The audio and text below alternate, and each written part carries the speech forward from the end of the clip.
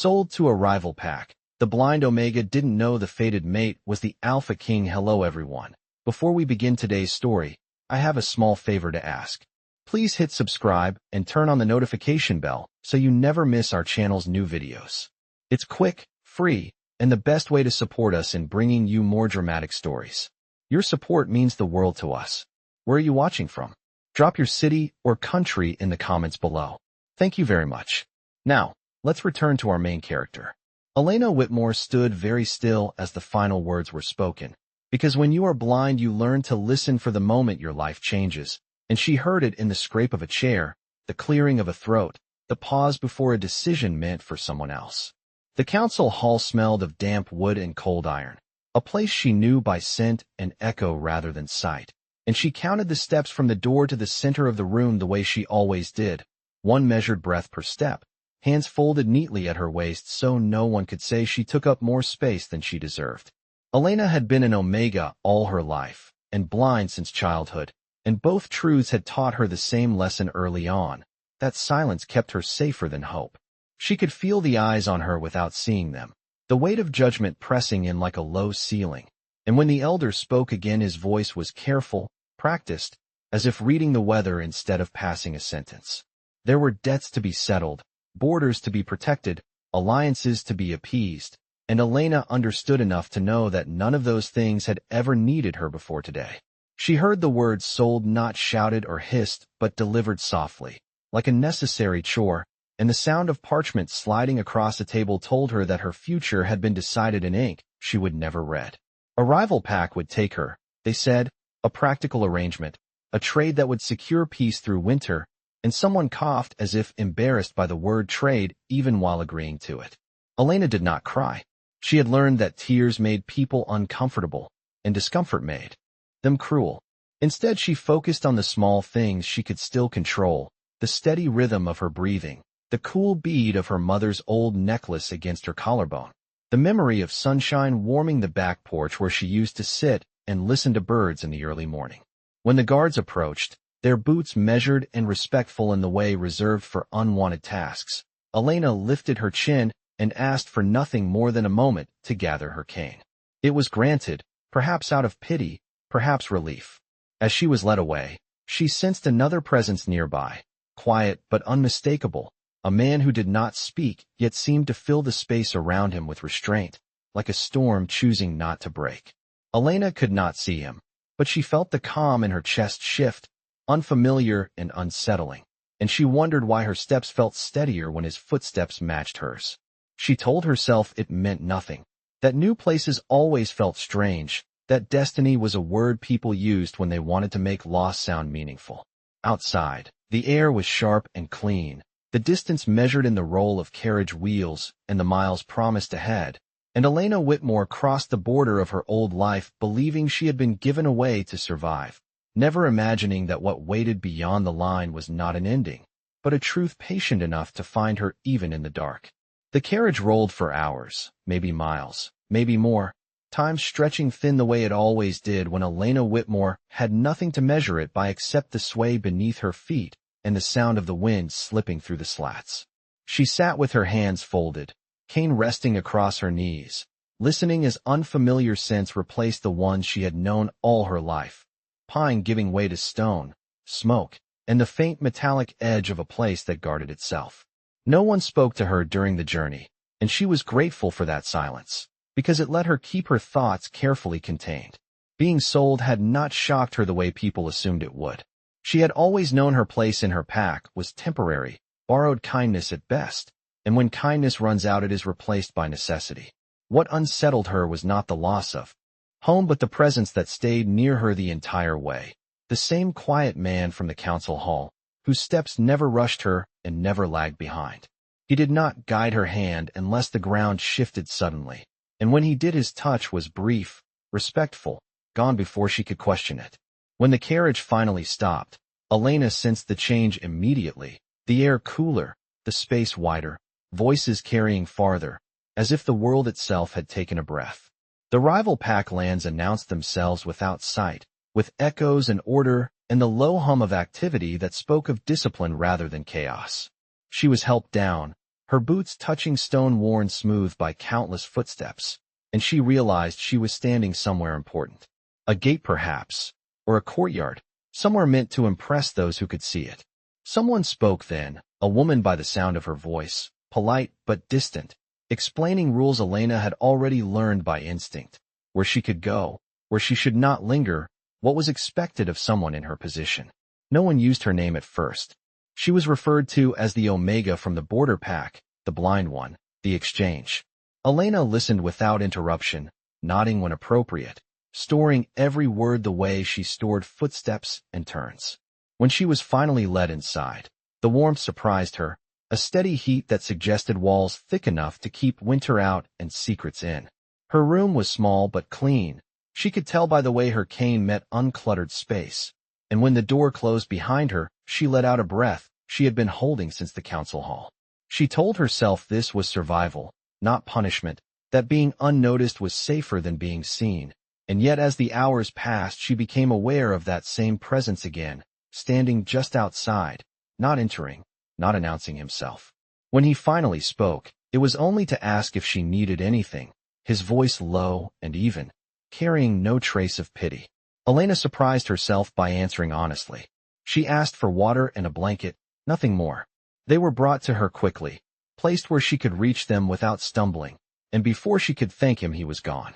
That night, lying awake, Elena listened to the distant sounds of the rival pack settling into rest. And for the first time since leaving her home, she felt something unfamiliar stir beneath the calm she wore like armor.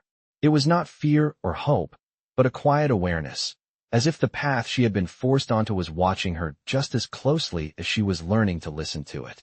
Morning arrived by sound before anything else, the measured rhythm of footsteps in the corridor and the distant call of voices coordinating the day. And Elena Whitmore rose carefully, orienting herself by memory until the unfamiliar room felt less foreign. She washed, dressed in the simple clothes provided, and waited, because waiting had always been expected of her, and because she sensed that in this place, patience was noticed. When the door opened, it was not the quiet man this time, but a younger woman who guided Elena through a series of turns and down a wide stair, explaining as they went that work would give her purpose and purpose would earn her tolerance. Elena thanked her, not because she expected kindness in return, but because gratitude had long been her safest currency. The hours that followed were filled with small tasks, folding linens by texture, sorting herbs by scent, work that required attention rather than strength, and she found a strange comfort in the predictability of it. People passed her without comment, some curious, some indifferent, a few openly dismissive, but none cruel, and that alone marked a difference from her old pack. By midday, Elena realized she was no longer being watched as a burden, but as a presence to be accounted for, and the distinction mattered more than she had expected. It was during the quiet of the afternoon that she encountered him again, not by sight, but by the way the air seemed to still when he entered the space. He asked her name this time, and when she told him, he repeated it once, carefully, as if committing it to memory. He introduced himself only as Rowan, a guard assigned to oversee the inner grounds, his tone neutral enough to reveal nothing. Elena nodded, accepting the half-truth without comment, because she had learned that names could be doors or walls depending on how they were offered. They spoke briefly about the work she could do, about the path she should avoid, about the way the rival pack kept its routines tight and its expectations tighter. What struck her was not what he said but what he did not. No questions about her blindness, no assumptions about her limits, only clear information delivered as if she were capable of deciding what to do with it. When he guided her across the courtyard later, his pace matched hers without effort, and for reasons she could not explain, Elena felt less like she was being led and more like she was being accompanied. As days passed, the pattern held. Rowan appeared and disappeared with the regularity of someone always nearby, but never imposing, and Elena found herself listening for him without intending to. She noticed the way others deferred when he spoke, the subtle shift in posture, the quiet compliance, and it puzzled her, because guards did not usually command that kind of respect. Once, when she stumbled on an uneven stone, his hand steadied her, warm and firm, and something in her chest tightened in a way that had nothing to do with fear. She told herself it was gratitude, that she was imagining depth where there was only courtesy, yet the awareness lingered, persistent and unsettling. One evening, as the sun dipped low and the air cooled, Elena paused at the edge of the inner grounds, sensing the vastness beyond the walls, and she wondered aloud what lay further north. Rowan answered without hesitation, describing forests and rivers and mountains with a familiarity that suggested ownership rather than patrol. She listened, captivated not by the places but by the certainty in his voice, and when he fell silent, she realized her heart was beating faster than it should. Elena Whitmore did not know why the presence of a single man made this new world feel less hostile, only that something unseen was beginning to align itself around her, quietly, patiently, as if waiting for the moment she would finally recognize it. The change came quietly, the way important things often did in Elena Whitmore's life, not with an announcement, but with a request delivered in a measured voice asking if she would help for the evening. The inner infirmary needed an extra set of careful hands, someone patient enough to listen rather than rush, and Elena agreed before she had time to question why she had been chosen. The room was warm and smelled of clean linen and crushed herbs, and she oriented herself quickly, fingers brushing familiar shapes, bowls, folded cloths, the simple geography of care she understood better than most. There was someone resting on the narrow cot, breathing steady but strained, and she was told he had returned from patrol exhausted. Nothing serious, only the wear that came from carrying too much responsibility for too long. Elena did not ask his name. She did not need it. She worked as she always did, speaking softly to announce her movements, offering water, adjusting blankets, letting the rhythm of service settle her nerves. When she realized who it was, her hands stilled for just a moment. She recognized the cadence of his breathing, the familiar restraint in the way he held himself even at rest. Rowan. He greeted her without surprise, as if he had expected her, and thanked her for coming in a voice lower than usual, fatigue stripping away whatever armor he normally wore. Elena focused on her task, reminding herself that kindness did not require explanation and that overthinking had never made her safer. As she worked, she noticed the subtle tension in his posture ease, not dramatically, but enough that she sensed it rather than saw it. He asked her how she was settling, and when she answered honestly, telling him the work helped her feel useful, there was a pause that felt heavy with something unspoken.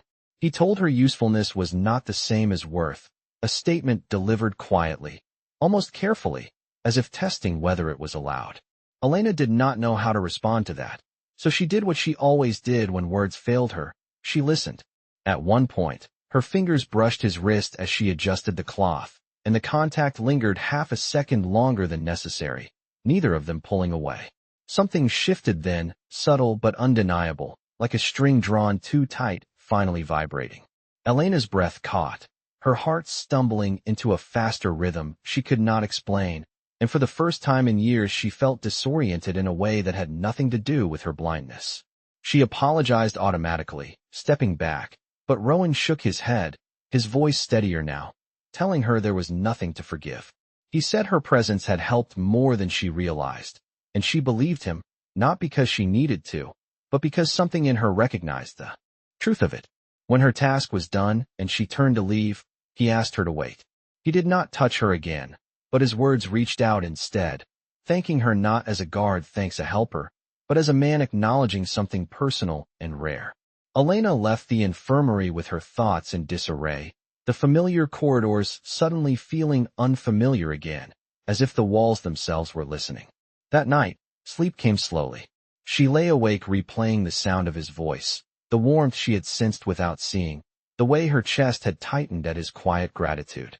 She told herself it meant nothing, that her life had taught her better than to trust moments that felt too gentle to last.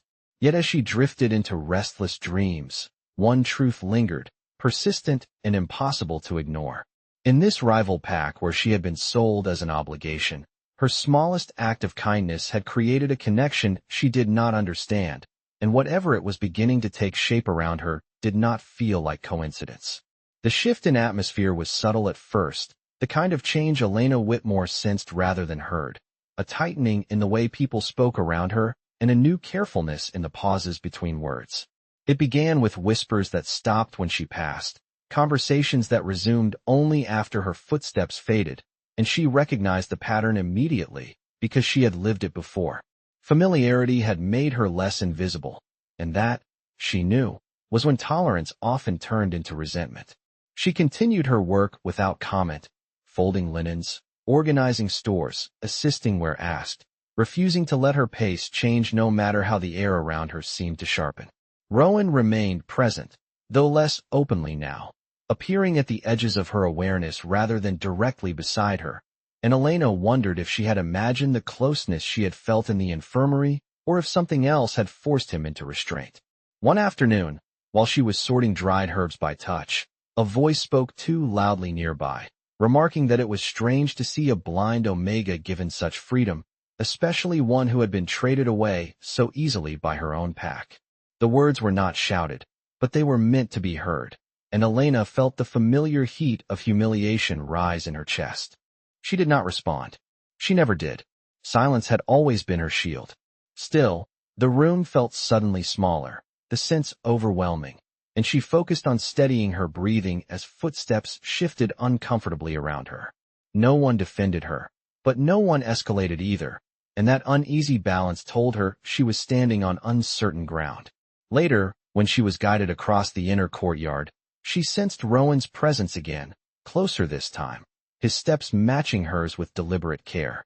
He did not mention what had happened, but his posture was different, coiled beneath the calm, and when someone brushed past them too roughly, his hand hovered near her back without touching, a silent barrier that spoke volumes.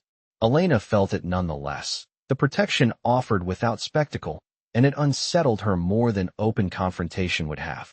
That evening, she was assigned to assist in the main hall, a space she had not yet been asked to enter, and she immediately sensed the weight of authority in the room, the layered sense, the echoes of many voices held in check.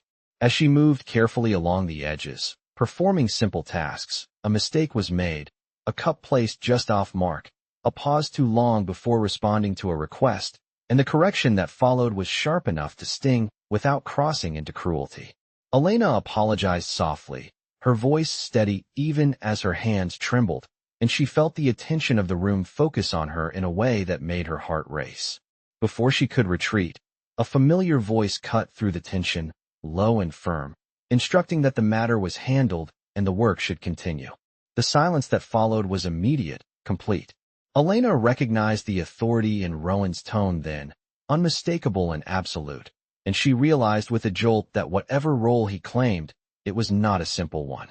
When the hall emptied, she stood alone for a moment, collecting herself, and Rowan approached, stopping just close enough that she could feel the warmth of him. He told her she had done nothing wrong, that adaptation took time, and his words were careful, measured, as if he were holding back more than he said. Elena thanked him, then surprised herself by asking why he cared. The question hung between them, heavy with implications. He did not answer immediately, and when he did, he said only that some things deserve protection whether the world agreed or not. That night, as Elena lay awake, listening to the distant rhythm of the rival packs settling into sleep, she understood that the tension around her was no longer only about her presence. It was about what her presence had awakened, and the knowledge that someone powerful was watching, deciding, restraining himself for reasons she could not yet see. The moment came without ceremony, without warning, in the quiet space between tasks where Elena Whitmore felt safest. She had been asked to assist Rowan in the upper archive room, a place few entered, where records were kept and silence was expected, and she followed him up the narrow stair by counting each step, trusting his steady pace. The room itself was cool and dry, the air holding the faint scent of old paper and stone, and Elena relaxed despite herself, because order soothed her more than comfort ever had. Rowan explained what he needed, documents to be sorted by age and seal, work she could do by texture and pattern alone, and she appreciated that he did not simplify his instructions or speak as if she were fragile. They worked side by side for a time, close enough that she could sense him without needing to reach, their movements aligning naturally, as if they had done this before. It was when she reached for a ledger at the same moment he did that everything shifted. Their hands brushed, not accidentally but inevitably, fingers meeting in the shared space between them, and the contact sent a sharp, unmistakable awareness through her chest. Elena gasped softly, pulling back, her heart racing so suddenly she felt unsteady, and for a moment the world tilted, not in darkness but in sensation. She had lived without sight long enough to trust her other senses, and all of them were telling her something was wrong, or right, or both at once. Rowan stilled completely, his breath changing, and she felt it in the air like a held note.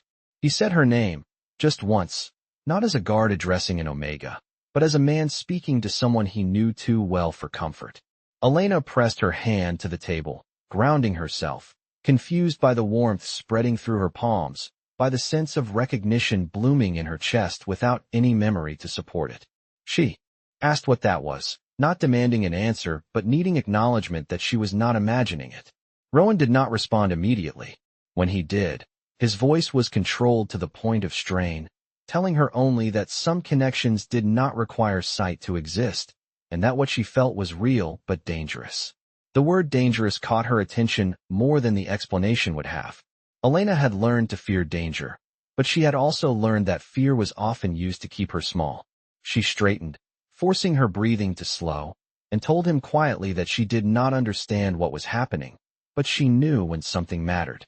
The room seemed to contract around them, the silence pressing in, and she sensed his internal conflict as clearly as she sensed his presence.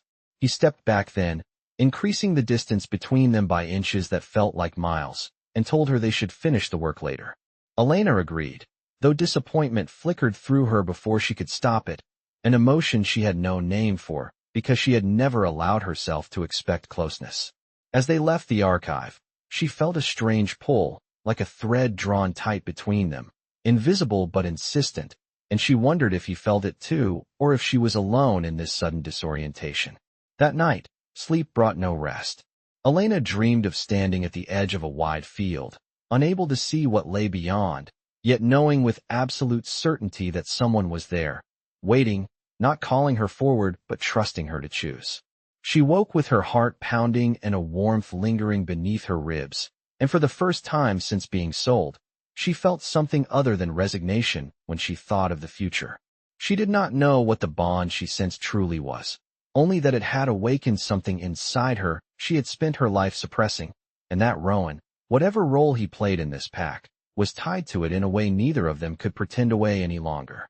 The summons came at dusk, carried by a formality Elena Whitmore could hear in the way voices straightened and footsteps aligned, and she knew before anyone told her that something irreversible was about to unfold. She was guided toward the great hall, the same space she had only brushed the edges of before, and tonight it felt different, charged, the air humming with expectation and restraint.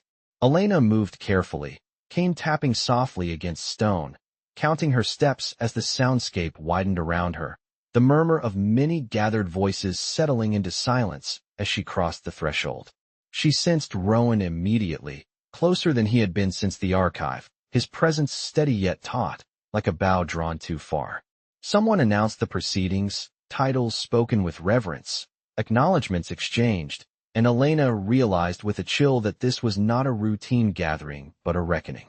When a question was raised about her status, about why a blind Omega traded from another pack stood within these walls, Elena felt the familiar pull to make herself smaller, to retreat into quiet acceptance. Before she could speak, Rowan did. His voice cut through the hall with a calm authority that silenced every other sound, and the shift was immediate, profound. Elena felt it ripple outward, the subtle movement of bodies turning, attention focusing, breaths held. Rowan stepped forward, and though she could not see it, she sensed the space opening around him, the deference she had noticed before now unmistakable and absolute. He spoke her name clearly, without hesitation, and asked her to come closer. Elena's heart pounded as she obeyed, confusion and a strange, aching certainty tangling in her chest. When he told the hall that she had been wronged, that her worth had been measured by fear and convenience rather than truth, the words settled over her like warmth after a long cold.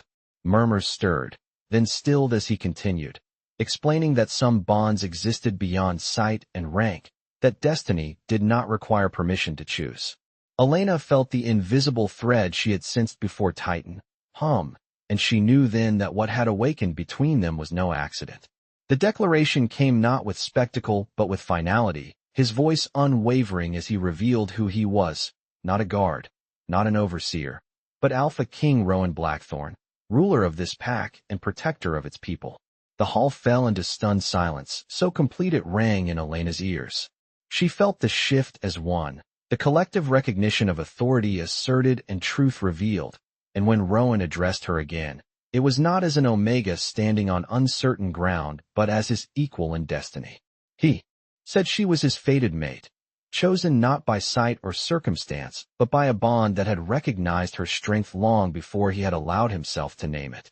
Elena stood frozen, breath shallow, the world narrowing to the sound of his voice and the steady presence she had come to trust. She did not know how to respond, did not know how to reconcile the girl who had been sold for peace with the woman being claimed with honor, and yet her heart answered before her mind could catch up. When Rowan offered his hand, not demanding but inviting, she placed her own in his, feeling the certainty there, solid and undeniable.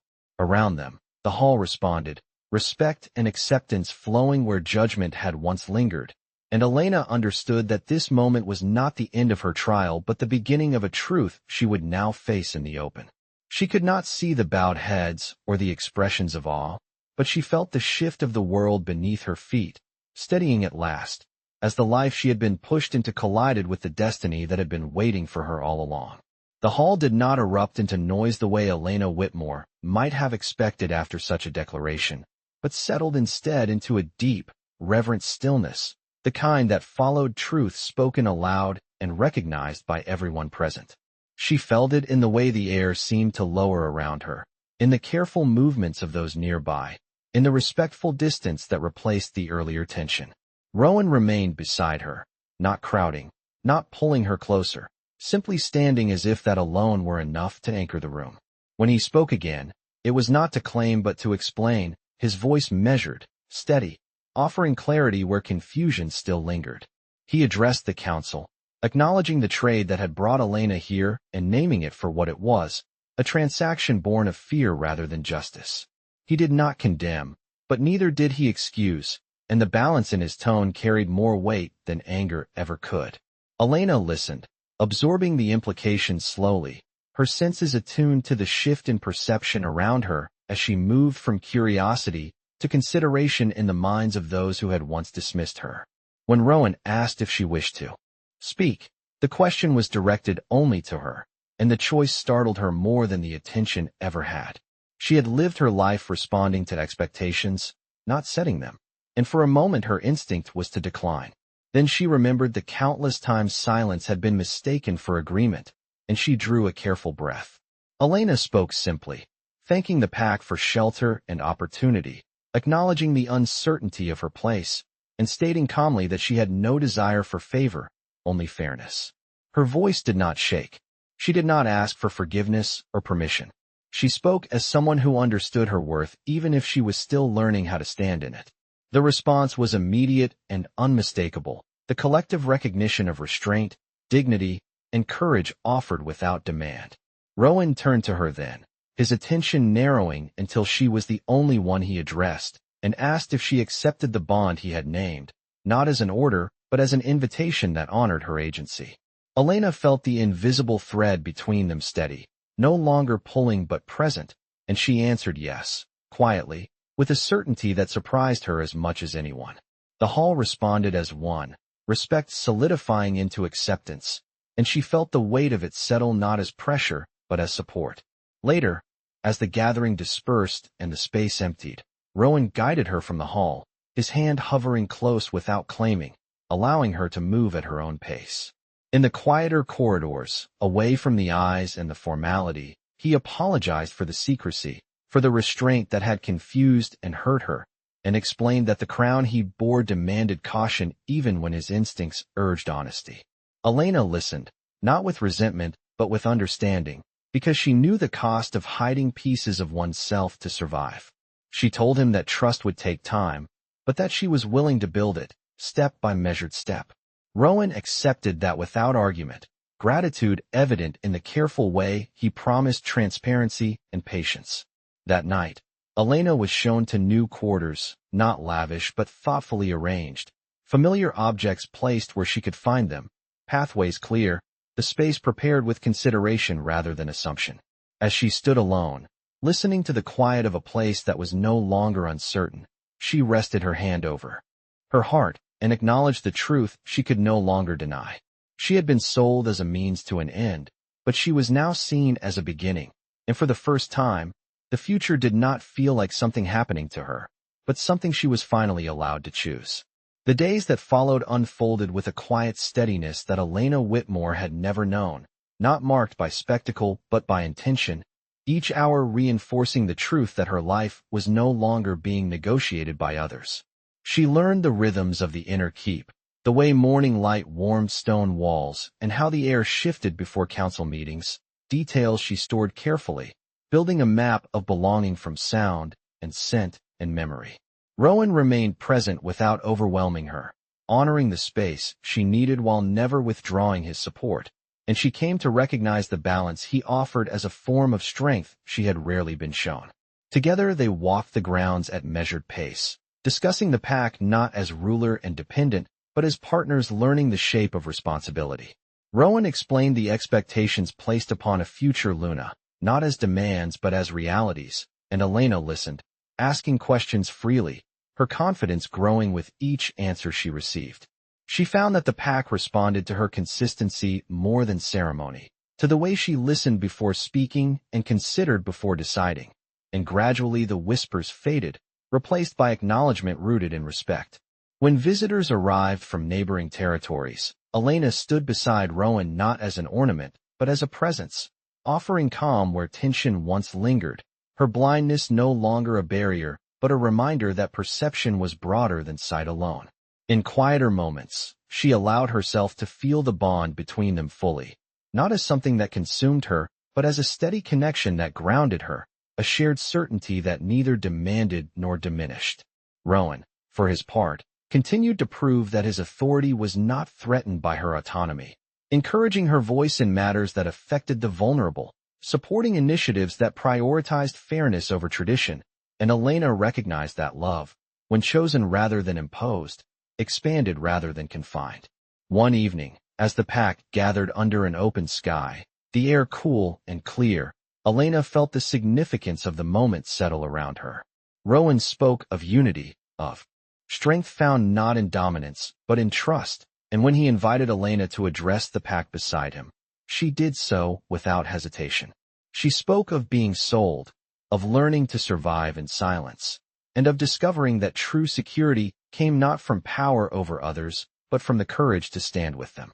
Her words were simple, unadorned, and they resonated because they were lived rather than crafted. The response was not thunderous applause, but something deeper, a collective acceptance that settled into place and remained. Later, as they stood together at the edge of the gathering, Elena reached for Rowan's hand, not because she needed reassurance, but because she chose connection, and he answered with the same certainty, his grip steady and warm. She realized then that the future she faced would not be without challenge, but it would be faced openly, with her voice heard and her choices respected. Elena Whitmore, once traded away as a burden, now stood as a partner in shaping a pack defined by equity and compassion, her blindness no longer a mark of weakness but a testament to the many ways one could see. As the night deepened and the world grew quiet, she listened to the steady pulse of life around her and understood that destiny had not rescued her. She had stepped into it, guided by kindness, courage, and the gentle strength of a love that had waited patiently for her to claim it.